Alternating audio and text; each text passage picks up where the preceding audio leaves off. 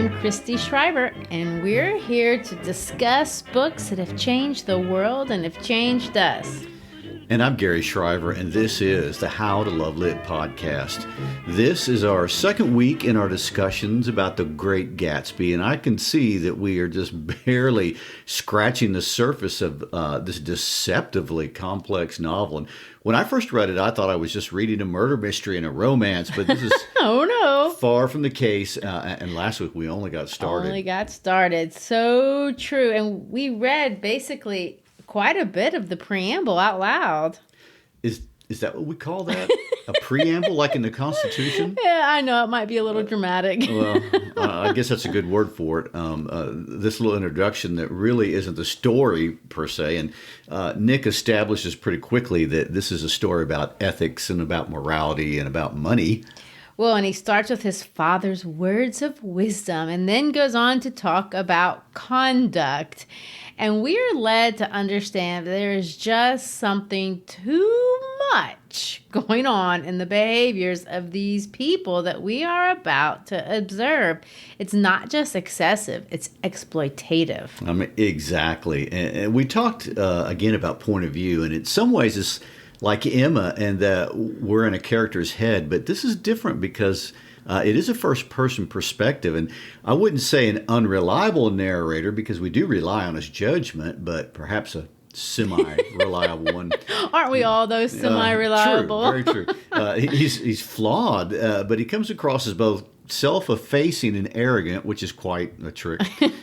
Arrogant because Nick establishes himself as ethically superior to everyone else before we meet anyone else.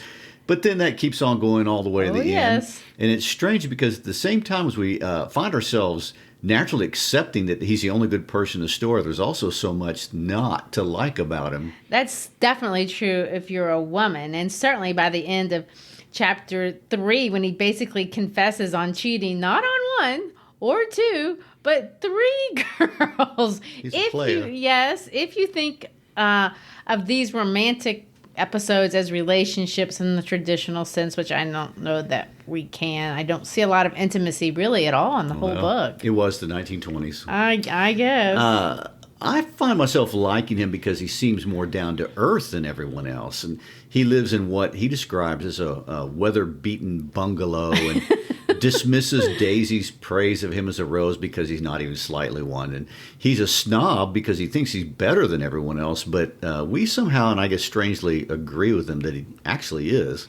Yes, he is better than the characters in the story. All the same way that, all middle-class working people think we're better than entitled people or privileged people of any sort. And of course, I'm talking in stereotypes when I say things like all, no disrespect to rich people, no disrespect to working people. It's in the spirit of deprecating humor to all. Okay, well, that dichotomy has always been a part of the tension of what some people call the American dream. And we like to think that this country isn't like other countries and that we don't have a corrupted path to wealth. And we want to believe that in this country, hard work will get you to the top because we have justice in this country. Oh, but Fitzgerald is going to absolutely challenge and really bitterly mock that idea.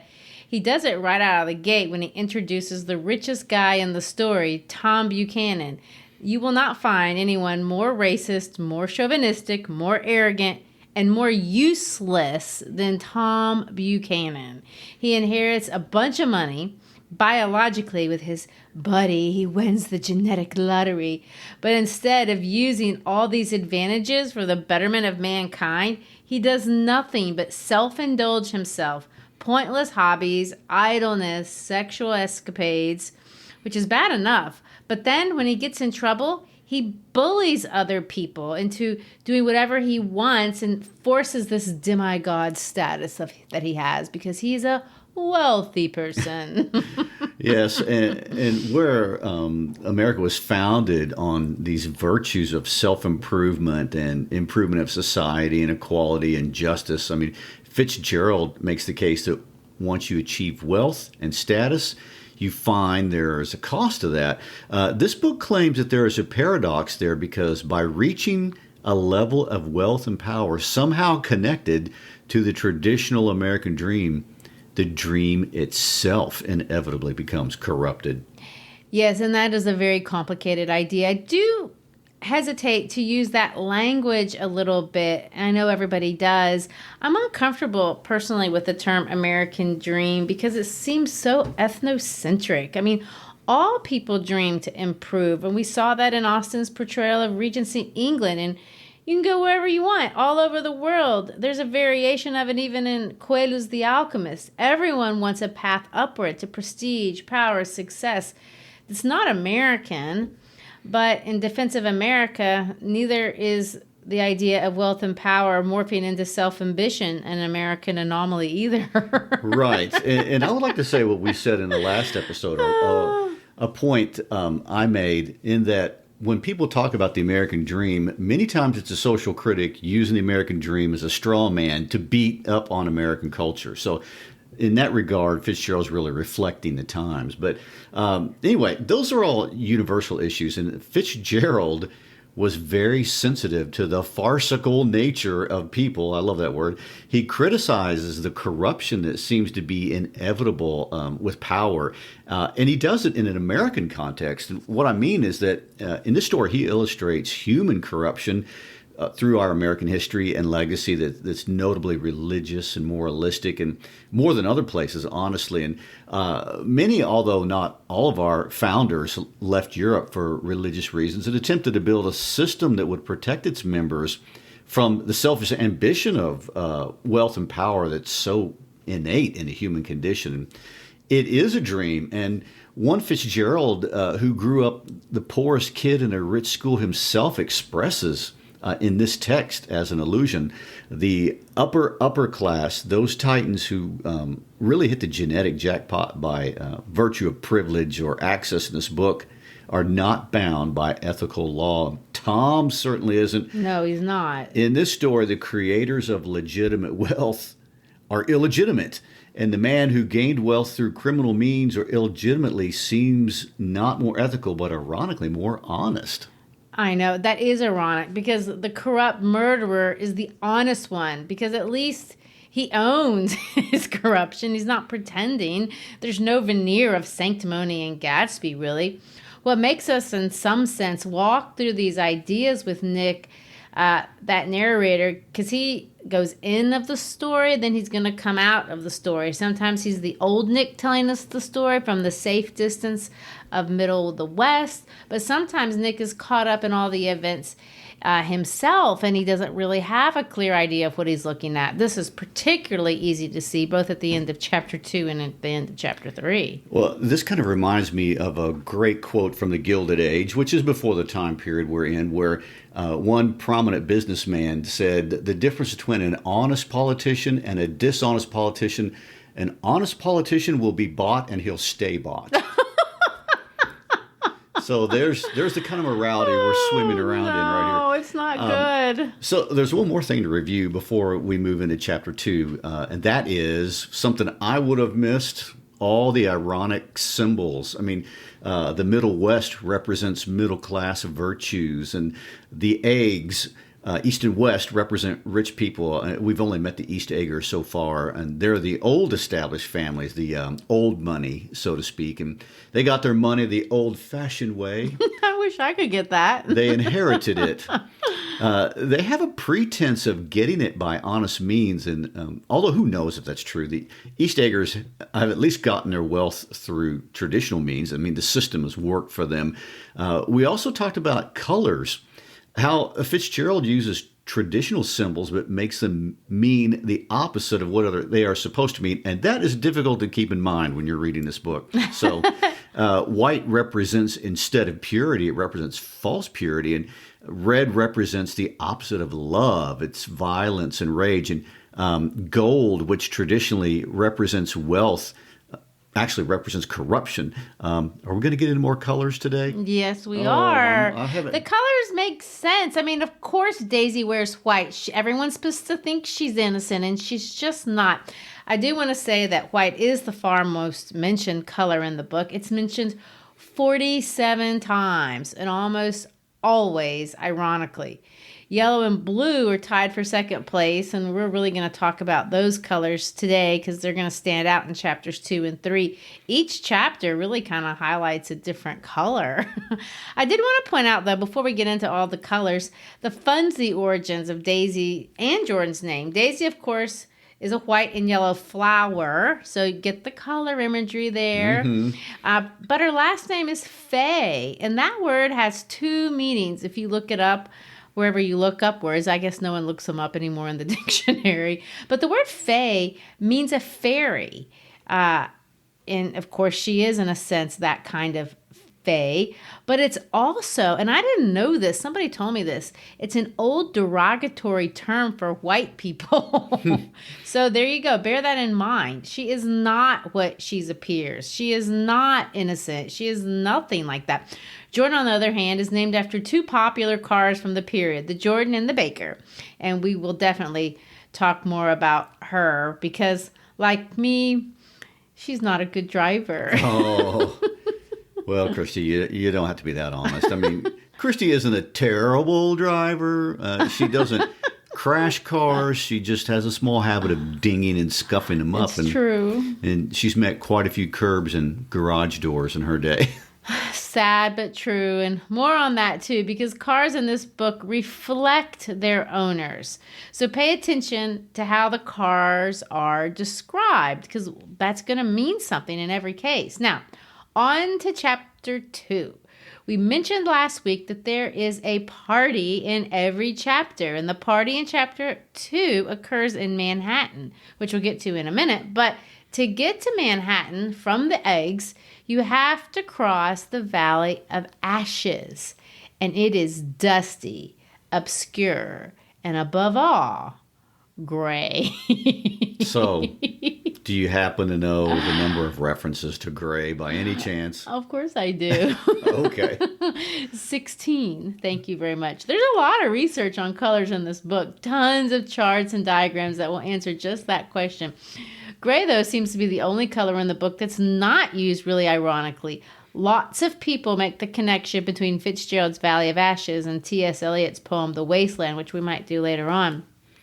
But even the biblical Valley of Death really is supposed to be associated with this place because there's a lot of biblical allusions in this book too. And that connection with this particular place is definitely there.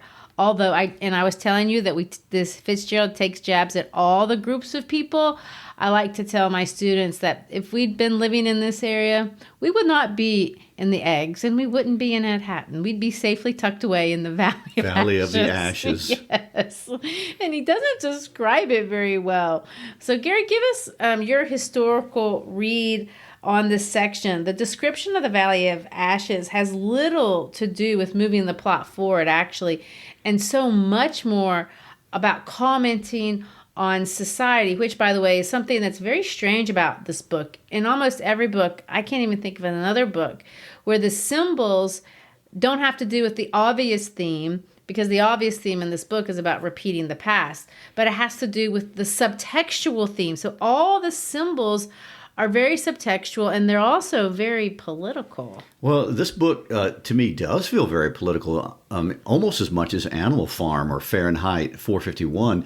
And it takes a political bent very obviously through Buchanan's racist rant and his reference to what notably have been called the most racist piece of literature in the 1920s, titled The Rising Tide of Color by Lothrop Stoddard. And to this it's tied to this sharp, dark discussion of the Valley of Ashes. And from a historical perspective, it's interesting to really look at how agrarian the language is when talking about a really totally urban environment. And listen to what he describes. He says this: "This is a valley of ashes, a fantastic farm where ashes grow like wheat into ridges and hills and grotesque gardens, where ashes take the forms of houses and chimneys and rising smoke, and finally, with a transcendent effort, of men who move dimly and already crumbling through the powdery air.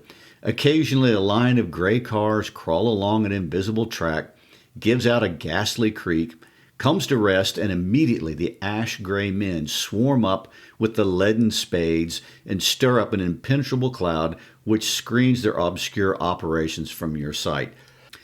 You have to remember, if you want to talk about the American dream, you're talking about Thomas Jefferson's American dream. And it was his dream, really, of an agrarian state. Jefferson believed in the educated yeoman farmer as the backbone of the republic, and that cities where all the evils of mankind were most prevalent. And the road between the eggs and Manhattan is this. I mean, look how his dream is corrupted. I mean, it's ugly. It's grotesque. The men are ash gray. There's nothing happy there. Jefferson's dream has gone incredibly wrong here. It's decayed. Well, yeah, and it's going to get worse. Look at that billboard. And I like to tell my students, because we live here in the ash gray valley of ashes. Memphis. Yeah, that we, not just rich people, are targets of Fitzgerald's judgment in some sense, because we are the industry that is creating the wealth that is being siphoned off by this wealthy establishment that's both legitimate and illegitimate, both old money and new money.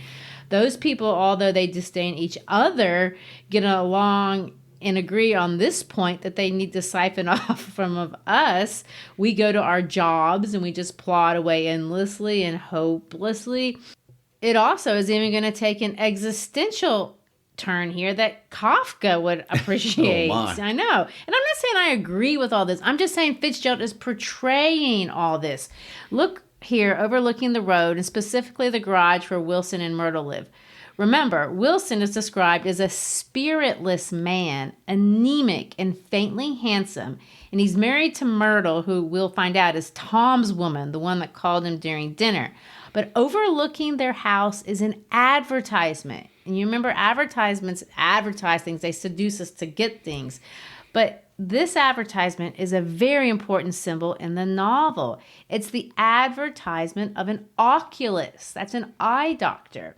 Now, eyes just all over this book are important. You're going to see some, but track with me. So we're going to have here Dr. T.J. Eckelberg. The eyes of Dr. T.J. Eckelberg are blue. The glasses are yellow, but it's faded and it's old, so it's decayed as well. And it says this: his eyes are dimmed a little by many paintless days under sun and rain brewed on over the solemn dumping ground. Just like Fitzgerald uses colors to criticize and he uses cars to criticize, he's also going to use eyes to criticize.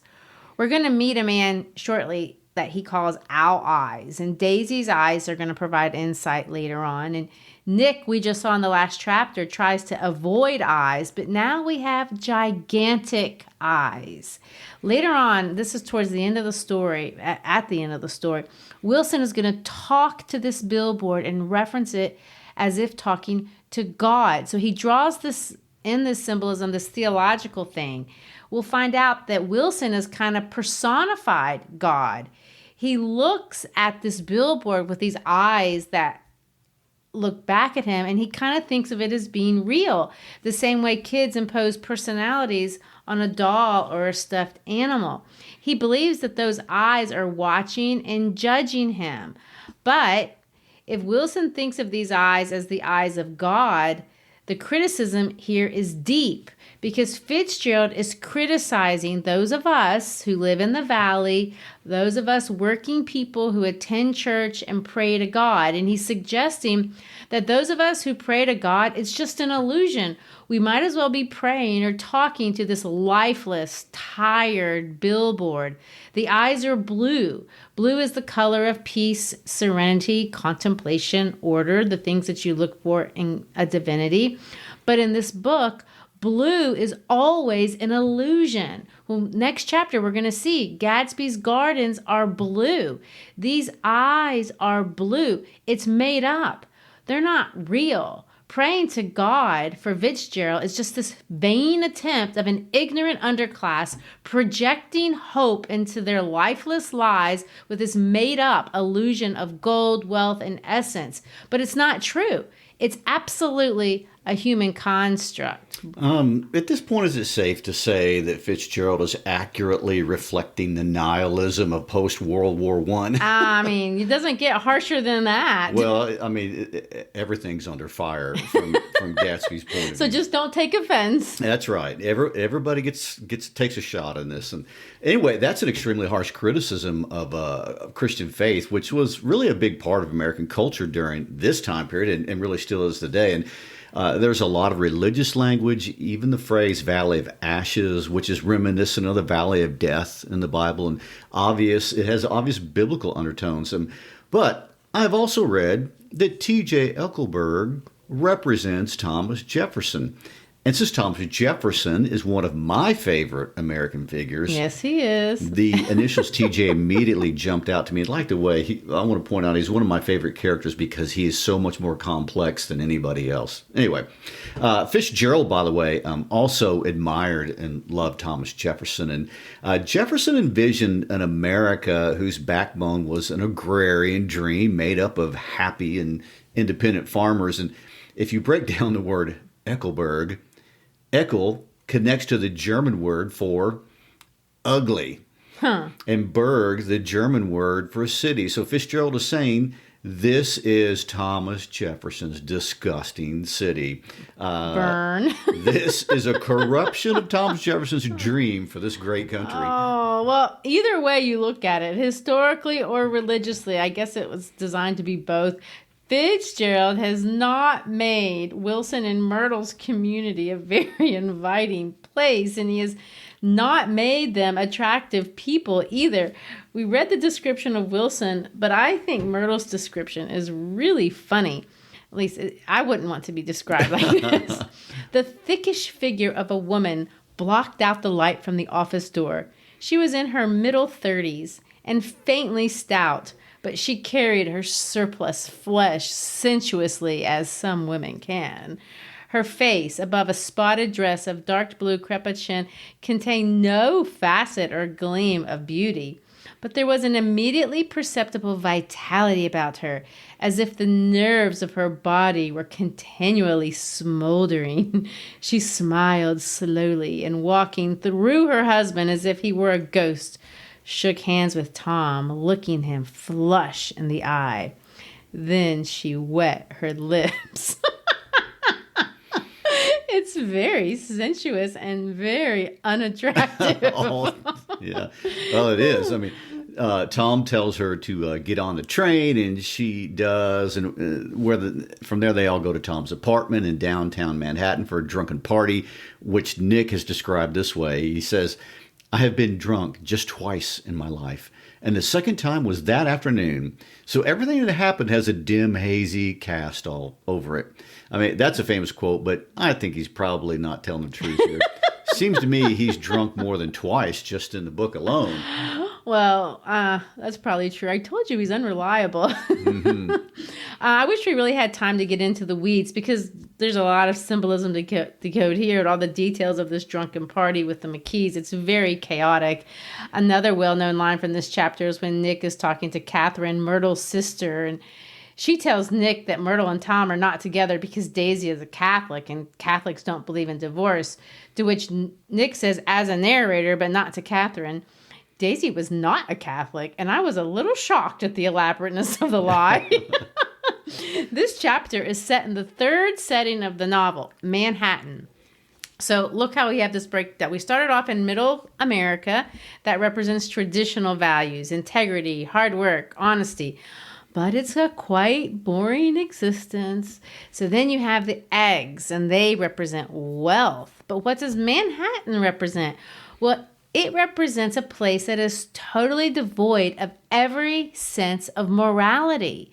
It's enticing. It's seductive. Anything can happen. It's lawless. And in one sense, that's good. But it's also 100% obviously corrupt.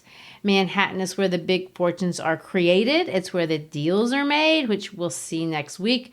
But it's also where we're going to see Tom stashing Myrtle in an apartment full of references to Versailles, but where he brutally just smashes in her face and breaks her nose. Yes, quite shocking when I read that. Well, it is, just because she mentioned Daisy's name. Okay, is it time to get to chapter 3? Yes. That is the one eternally immortalized in the movies. That's the first big party at Gatsby's house. I know, everyone loves it, and we should. It's Fitzgerald at his best. So many images, so many symbols. This is poetry. It's also where we finally get to meet Gatsby, not just look at him from far away as he's extending his hands. And look how colorful and how noisy everything is. Remember, the colors are symbols. So it's okay that the gardens are blue. You don't have to try to visualize that literally. Nothing really seems realistic in some sense to possibly visualize. But if the color of chapter 1 was white and the color of chapter 2 is gray, the color that comes out more than any other in this chapter is yellow. Traditional yellow or gold yellow represents enlightenment, gold represents wealth, but here both seem to represent corruption. This is a dream. And I may suggest, if you want to get biblical, which we already did with your imagery, because later on Gatsby is going to be called a son of God. This is the Garden of Eden. Except, just like everything else, Fitzgerald is ironic. So when the garden is blue, remember, blue is the color of an illusion, just like we saw with Dr. T.J. Eckelberg. This is no Eden. It's the illusion of one. Well, illusion or not, I would have loved to have attended one of those parties. No doubt. There is so much extravagance. I mean, all those crates of oranges and lemons being pressed by machines, but yet it still feels vulgar. I mean, I love the line where Nick says everyone conducted themselves according to the rules of behavior associated with an amusement park. I know. And that is pretty easy to visualize. There are just some things people do at amusement parks they wouldn't do anywhere else. We hope. But at an amusement park, since everyone is hot and sweaty and sticky and standing endlessly in line looking your worst, it seems okay to scream randomly with your hands in the air, walk around trying to get soaked by sprinklers and, eating candied apples and cotton candy and giant hot dogs on Gross. sticks. So Fitzgerald wants to portray this new money as vulgar, kind of in the same vein.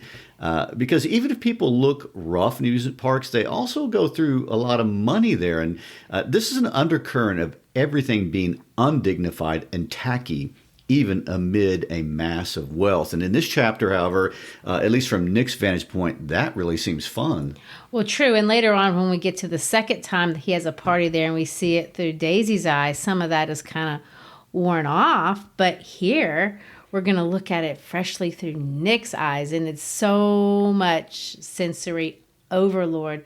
This party has an orchestra with a whole pit full of oboes and trombones and saxophones and violas and cornets and piccolos and high and low drums.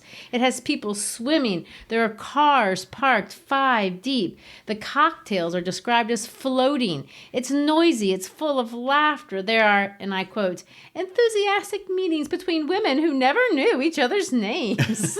Enthusiastic. We can do that. Nick, by the way, wears white, there's your color, to the party. And he decides to get drunk out of awkwardness, which is a funny confession and may give credence to your suggestion that he may have gotten drunk more than twice in his life. Mm-hmm. But as he walks around the party, he hears rumor after rumor about Gatsby, this person that no one knows, but most are fairly sure he killed a man. And we meet a guy Nick calls Owl Eyes, and Jordan delivers one of those memorable lines. This is one of my personal favorites. I love this. She tells Nick, "I like large parties. They're so intimate. At small parties, there isn't any privacy." That's a great example of a paradox, by the way. Exactly. Wow, what a great thought. And why does that line stand out to you? Because it's a feeling I understand completely and an opinion I disagree with entirely. Oh, okay. I mean, it's a paradox because you don't think of large parties as being intimate because they're so full of people, but they actually are. If you go to a large party or to a concert, think of it that way, you will likely walk away only having talked to the people that you came with. You may not have met a single new person, even though the venue's crowded. Jordan likes that because she can hide, but unlike Jordan, I prefer small parties where you walk away feeling like you met new people and you made new friends because, well, they just couldn't hide from you. What kind of parties do you like? I like both, I guess, honestly. And as a musician, I love playing in the band at a large party because people are having a lot of fun. It's always great fun to be around that. And I enjoy that, but I also like to mingling, but maybe not as much as you do because honestly, you're about 200% extrovert. Well, the heart of the plot in this chapter is meeting Gatsby. We figure out it's Gatsby because he has this awkward catchphrase that no one else uses. He uses this real archaic phrase, old sport. Old sport, not okay. Well, now the phrase itself, I'm thinking, is really meant to suggest that Gatsby's trying to sound British. Oh, you think so? Yeah, we'll find out later that Gatsby attended Oxford, and sport is a word, in my understanding, that upper class people use to refer to each other. And I think even today I've heard it used by Australians, but it really isn't an American expression. And if I were guessing, I would think Gatsby met a bunch of rich people at Oxford, and they use it, so he thought it was a thing rich people said, and he incorporated it in his persona. But it sounds strange coming out of the mouth of an American. Well, that's a pretty interesting explanation, and it's obviously a trap that Gatsby falls into more than just with that phrase. He's always trying to mimic the mannerisms of the wealthy, and there's too many tells he really can't pull it off. Really, nobody can. There are always tells. Emma Woodhouse would tell you that. Of course, she found that no one was more insufferable than a pretender or an upstart. Upstart. Yes. But I will say that Fitzgerald challenges Emma a little bit on that. Gatsby is a pretender and he is an upstart, but his attempts at hiding his humble upbringings are obvious. They almost appear, I don't know, childlike. They're naive, and he definitely doesn't snub people like Mrs. Elton, that's for sure. In fact, my favorite thing about Gatsby comes out in this chapter. I actually really think about this quote from time to time because it's something I personally aspire to be, and I love the way Fitzgerald says it. I want to read it. Now, Nick has been stumbling around all night trying to find Gatsby, and eventually he's approached by a man who references World War I. They were both in the war together, and the man references his hydroplane he just purchased. He invites Nick up in it, and then we find out he's Gatsby. Nick apologizes for not knowing who he is, but then he describes Gatsby, and I want to read it to you. This is what he says. He smiled understandingly. Much more than understandingly. It was one of those rare smiles with a quality of external reassurance in it that you may come across 4 or 5 times in life. It faced, or seemed to face, the whole external world for an instant and then concentrated on you with an irresistible prejudice in your favor. It understood you just as far as you wanted to be understood, believed in you as you would like to believe in yourself, and assured you that it had precisely the impression of you that, at your best, you hoped to convey. I absolutely love those words. What a beautiful way to talk about hope and lack of judgment. It's the way I want to look at people. You see the best of them. You overlook the worst. You see them exactly as they want you to see them, and you smile. What an awesome gift to give to somebody. Don't you agree? Yes. Well, and people who have met President Clinton say he has that gift, that when he shakes your hand, he makes you feel like you're the most important person in the room, and he has your undivided attention. Well, that's the skill that got him elected president of the United States. Talk about a rags to riches story that's the American dream gone right. from a single mom household in Hope, Arkansas, to the White House in Washington, D.C. Even Fitzgerald must concede that there are not many places in the world where somebody can pull that off. Well, there's no charm doubt. or no charm. Yes. Well, and truth be told, there are lots of people in this country that have similar stories that are not presidents of the United States, of course, but we have hundreds of students whose parents are first-generation Americans who came to this country with nothing but almost literally the clothes on their back. And today, their children are attending Ivy League schools or have successful businesses. And I can name a dozen off the top of my head from India and Somalia and Djibouti who are getting medical degrees from Vanderbilt and law degrees from Harvard and engineering degrees, etc. I mean, That's true. I can do that too. I'm not reading this book as a criticism of that. What Fitzgerald challenges is what happens to the next generation, which is super interesting. What happens to us when we get the money? Will we be poisoned by the foul dust? I like that term, of greed and corruption. And in some ways, Fitzgerald himself is that Bill Clinton rags to riches story, except 2 generations in. I mean, his grandparents had something in common with our students. His parents immigrated from war-torn regions around the world, and Fitzgerald's grandparents were straight 1850 potato famine Irish, to use Fitzgerald's own words. They came to America and made money in a grocery business, enough to pay for their grandson to attend expensive private schools as well as Princeton. And unfortunately, his father was a poor businessman. His mother was weird. Apparently, she did things like dress and behave oddly in public. And his parents weren't wealthy. So also, like Eric Blair, also known as George Orwell, he felt like the poor kid had eaten. Aww. Yeah, he could be amongst the rich, but not one of them, really. And while being in the service, he met and fell in love with a girl named Zelda Zaire. And she's the daughter of a judge from Alabama, but she refused to marry him, although apparently she loved him, too, because he was too poor to marry. And Fitzgerald has this funny line that he wrote in a personal notebook once, and it said this: I didn't have the 2 top things, great animal magnetism or money. I had the 2 second things, though, good looks and intelligence. So I always got the top girl. Well, Fitzgerald, except you didn't get Zelda until you could make bank. But he didn't even resent that attitude that she had toward him. It's almost like he understood and would have done the same thing if the roles were reversed. I don't want to talk too much about Zelda because we'll save that when we talk about Daisy later on. But the point to make here is that by 1919, Fitzgerald had the girl because he had turned his fortune around. And now he had, to use your phrase, one of those top 2 things. Mm-hmm.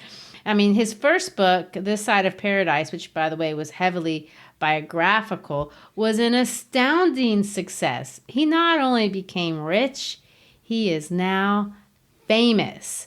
If the purpose of money is to realize the promises of life, that's what Fitzgerald said, then, the money and Fitzgerald's first breakout novel, which ushered in the jazz age, did for Fitzgerald what Gatsby was trying to do.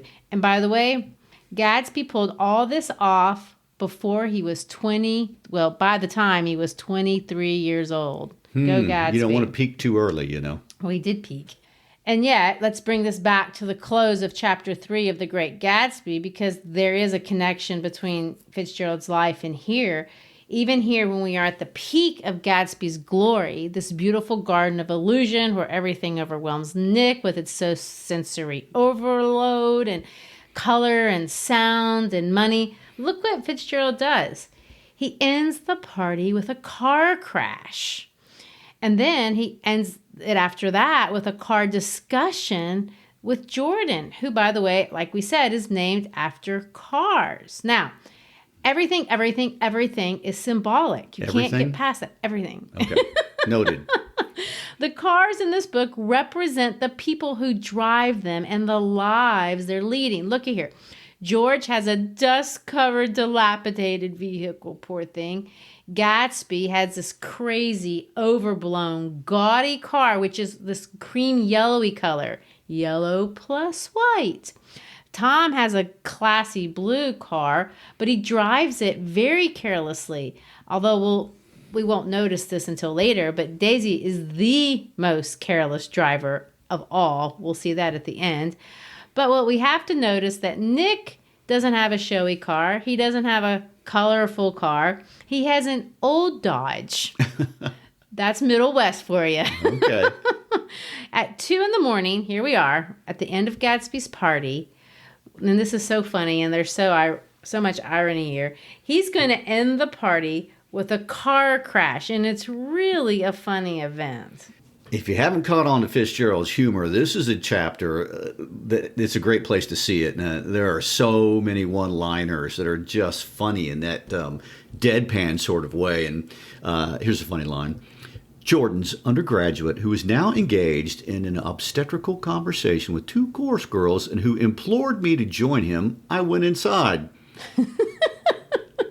That's a funny way to say this college kid is trying to seduce these 2 chorus girls, and he wants Nick to help him out. I mean, it makes you chuckle once you understand what he's talking about. I know. Who uses the word obstetrics like that? Right. There's a lot here that's funny and understated like that. I mean, husbands and wives are yelling at each other, wanting to leave, wanting to stay. But let me read this.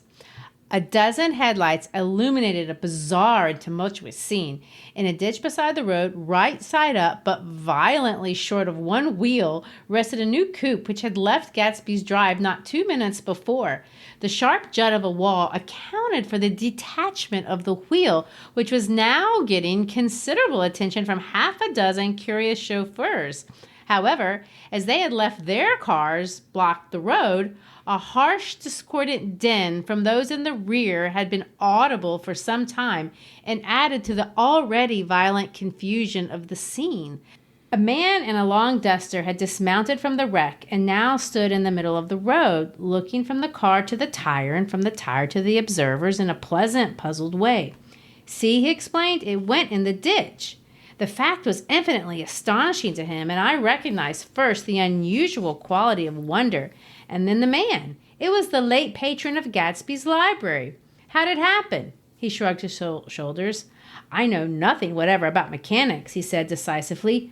But how did it happen? Did you run into the wall? Don't ask me, said Owl Eyes, washing his hands of the whole matter. I know very little about driving. Next to nothing. It happened, and that's all I know. Well, if you're a poor driver, you oughtn't to try driving at night. But I wasn't even trying, he explained indignantly. I wasn't even trying. An awed hush fell upon the bystanders. Do you want to commit suicide? You're lucky if it was just a wheel, a bad driver, and not even trying. You don't understand, explained the criminal. I wasn't driving. There's another man in the car. Can you see where he's going? Fitzgerald is using symbolism to describe an America drunk on wealth. And our wealth has made us careless. It's made us irresponsible. It's a foul dust. This chapter ends with Nick pulling out of the story. He takes it out of the chronological order and drops in a few details of his life. He's carrying on an affair with a girl from his office. He's falling for the seduction of the wild Manhattan life. And then he concludes with a story about Jordan Baker, who he runs into again and apparently begins to see romantically. He says this, I wasn't actually in love, but I felt sort of a tender curiosity. Let's read this very famous passage. One day I found out what it was, something he had remembered from before. When we were at a house party together up in Warwick, she left a borrowed car out in the rain and the top down and then lied about it. And suddenly I remembered the story about her that had eluded me the night at Daisy's. At her first big tournament, there was a row that nearly reached the newspapers, a suggestion that she had moved her ball from a bad lie in the semifinal round. The thing approached the proportions of a scandal, then died away. A caddy retracted his statement, and the only other witness admitted that he might have made a mistake. The incident and the name had remained together in my mind. Jordan Baker instinctively avoided clever, shrewd men, and now I saw that this was because she felt safer on a plane Any divergence from a code would be thought impossible. She was incurably dishonest. She wasn't able to endure being at a disadvantage, and given this unwillingness, I suppose she had begun dealing in subterfuges when she was very young in order to keep that cool, insolent smile turned to the world and yet satisfy the demands of her hard, jaunty body. It made no difference to me. Dishonesty in a woman is a thing you never blame deeply. That line just cracks me up. I was casually sorry, and then I forgot. It was on that same house party that we had a curious conversation about driving a car. It started because she passed so close to some workman that out-fender flicked a button on one man's coat. You're a rotten driver. Either you ought to be more careful or you oughtn't to drive at all. I am careful. No, you're not. Well, other people are. What's that got to do with it? They'll keep out of my way. It takes two to make an accident. It takes two to make an accident. Does it? Well, and then there's Nick at the end of this very chapter talking about his romantic escapades with these three women.